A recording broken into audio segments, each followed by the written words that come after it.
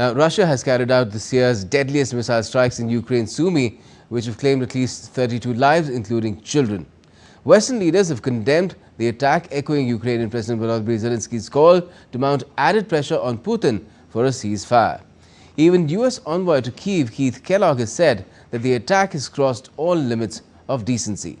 Joining us to talk more about what's happening, we have Dr. Rajan Kumar, School of International Studies at the Jawaharlal Nehru University. Good evening to you. Professor, what do you make of what's happened, first of all, in Sumy? It's the deadliest strike that Russia has carried out in Ukraine in 2025 so far.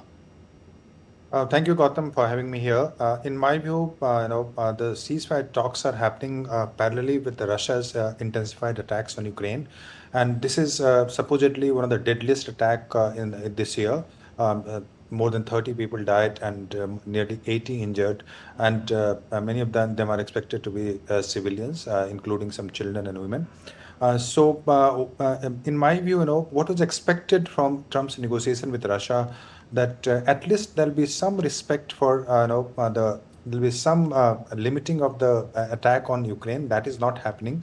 Russia continues to attack Ukraine, and although if you see the reports of Russian side, they are saying that the talks are going on well.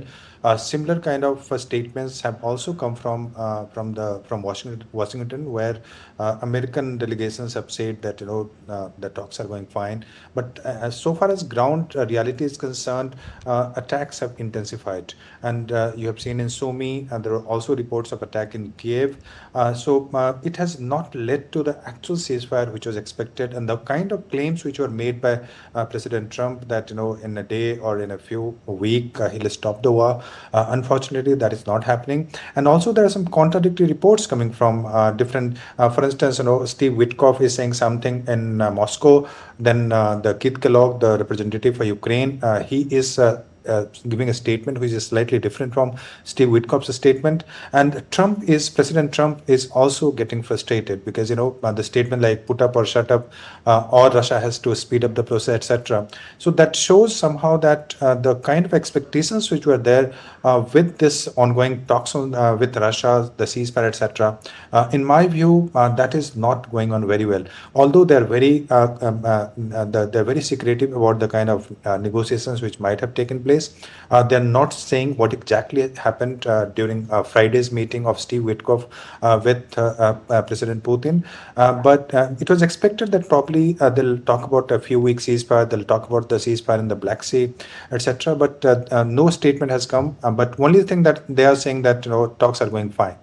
Yes, even the temporary ceasefire, which was about the energy infrastructure and shipping in the Black Sea, is set to end pretty soon. I think on the 18th, the month-long ceasefire will be over. So we'll have to wait and see if that is renewed or not in the first place, apart from the wider negotiations. But you said there seems to be a sense of frustration that is now being conveyed by not just Donald Trump. Keith Kellogg has also done it today.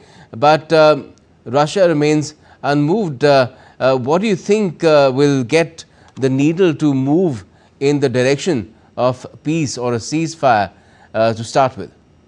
I think the ceasefire is a possibility, but ceasefire also involve some kind of cooperation from Ukraine and also from European Union.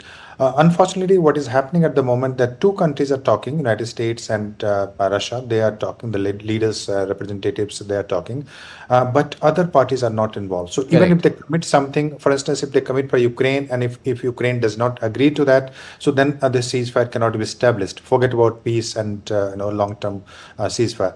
And the Europeans are still out of the picture. And if Russia is seeking normalization of ties, not just with the US, it would need that with Europe as well. Again, they're not involved.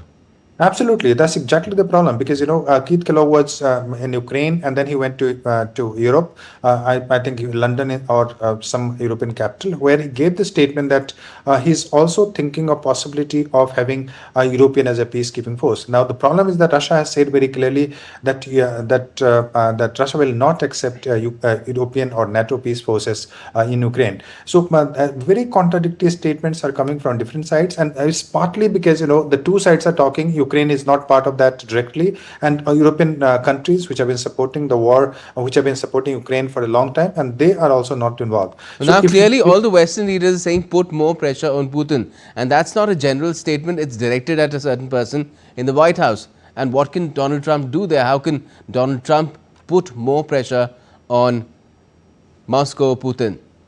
I think President Trump is also in a very delicate situation. He has, he has committed more than he can actually deliver, and that's exactly the problem, because he, without taking into account Ukrainian leadership, and also without taking into account most of the European leaders, he kind of committed something, and as a result, he is willing to give concession to Russia. And I also believe that Russia, some concession has to be given to Russia for ceasefire to happen. But unfortunately, the pressure is not on Russia at the moment. You may not have seen any statement coming from Trump or American representatives saying that Russia must stop attacking Ukraine. So if that is not coming, and if they are saying that the division of Ukraine is the only possibility for starting having a ceasefire, as Keith Kellogg has said very recently, so I think the kind of pressure or the way it should have been negotiated, that is not happening, because Trump is also not sure of what Europe will do in case he commits something. And what do you think is Putin's thinking here? Because Zelensky has sort of expressed his thoughts, saying that Putin is just dragging things out because he just wants to fight on and doesn't really want a ceasefire. But is that really the case? Putin, I think President Putin understands Trump's behavior very well, and he knows that if you want to negotiate with President Trump, you have to negotiate from the position of strength, and that's exactly he's doing. That even when the talks are taking place, Russia is involved in kind of attacks in several places. So he knows that President Trump believes in great power politics. He's willing to negotiate only if you take a very strong position on this issue. President Putin there are few conditions that United States and European countries will have to agree for ceasefire. Putin knows that it's very likely the kind of commitments that President Trump has made, that is in favor of Russia. Only thing is that Ukraine and European countries should agree to that. And I also think that division of territory is a likely condition for any ceasefire. That will happen. Ukraine will not get the membership. Only tricky point at this point is whether there'll be some European peacekeeping forces in Ukraine or not. But do you also get the sense that perhaps Putin thinks that why have a ceasefire when you can win the war? Well, I think that's a possibility, and that cannot be ruled out. But also, the situation might change for Russia. For instance, what if President Trump also decides to change his policy, given his unpredictability and given his impulsive behavior? If there is a breakdown of ceasefire, and then Russia also knows that if United States decide to supply weapons and kind of go with NATO, so that will create a kind of nightmare situation for Russia, and the war will continue for several years. So Russia also doesn't want that kind of situation to happen. So Russia is willing to negotiate, but is willing to negotiate from the position of strength, when it will say that these are the 20% territory is already there. And Russia says, if you see the Russian media, Sputnik, etc. So they're clearly saying that new cities are being captured by Russia, although the progress has slowed down. But yes, what I'm trying to say is that Russia is also in a delicate situation. It would not like to prolong the war. It will look for acquiring the territory and ensuring that Ukraine does not become a member of NATO.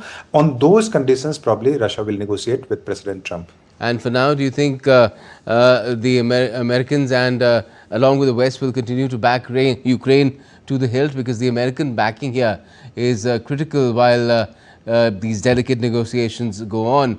If America somehow pulls its hand back in terms of supporting Ukraine militarily and otherwise, again Vladimir Putin will sense an opportunity there.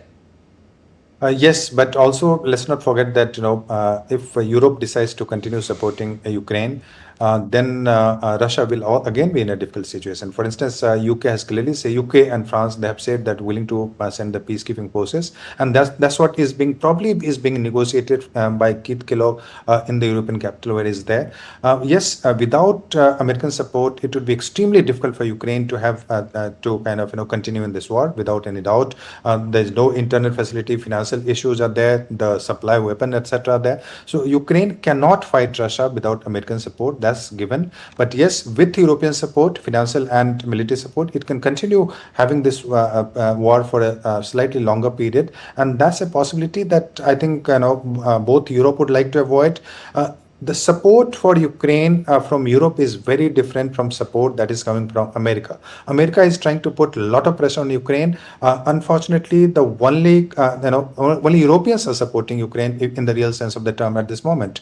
The pressure is not on Russia from President Trump. The pressure is on Ukraine to negotiate, to agree to the conditions which has been put by President Trump, which basically favors the Russian position of dividing the territory and accepting the fact that Ukraine will not become a member of NATO. But do you think yes, Ukraine is sort of caught in a pincer grip? There's Russia on one side, which is carrying out a military offensive, and then there is the US, which is trying to get its money's worth where Ukraine's mineral wealth is concerned, and there too Ukraine seems to be holding out because the revised deal that was offered again was perhaps not to its liking. I think, it's extremely difficult situation for Ukraine, and part of it is the creation of the regime which is there. They should have realized that this kind of war against such a major power cannot be fought with the support of other countries.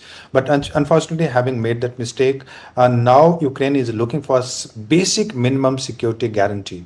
Zelensky knows that Trump will not continue to supply weapons to Ukraine. Zelensky also knows that there is no chance of NATO sending military etc. to Ukraine, and without that the Ukraine cannot fight with Russia for a long time.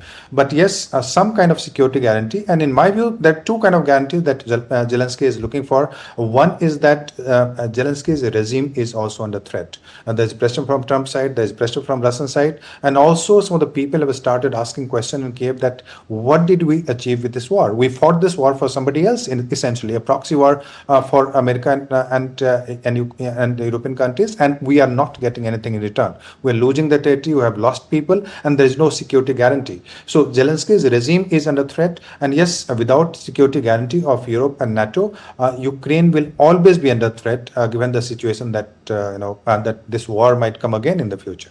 Yes, certainly very delicate situation for Ukraine, Zelensky and his people, because while he has to look out for the interests of Ukrainians, his country, at the same time he has to humor the Americans as well, because nobody would want a repeat of the scenes that took place in the White House back in February, where there was an open confrontation in front of the media, and the world got to see how diplomacy can suddenly get totally derailed. Thanks a lot for joining us for the moment, Professor. Thank you.